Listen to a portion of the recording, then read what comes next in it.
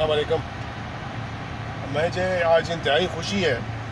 कि पेशावर मेट्रोपॉलिटन के वर्कर्स एक बड़ी तादाद में निकले हैं और तमाम हमारे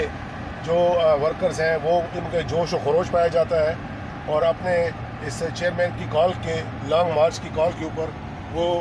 अब हमारे साथ इस जुलूस में जो कि सैकड़ों गाड़ियों पर और वैगनों पर मुश्तमिल है उस पर रवा दवा है और जोश व जज्बे का भरपूर मुजाहरा कर रहे हैं। मैं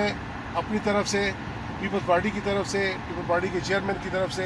तमाम उन वर्करों का जिन्होंने आज इस लॉन्ग मार्च में शिरकत के लिए पेशावर से रवानगी इख्तियार की है उनका तहे दिल से मशकूर हूँ कि उन्होंने चेयरमैन की कॉल को लबैक कहते हुए आज जिस जज्बे का और जिस कसीर तादाद का मुजाहरा किया है ये लोग, मैं इनका खुशामदीद भी कहता हूँ, खराज तहसीन भी पेश करता हूँ और इनका शुक्रिया भी अदा करता हूँ। खुदा इनको हमेशा खुश रखे और इंशाअल्लाह अब ये वो दिन करीब हैं कि हमारी इस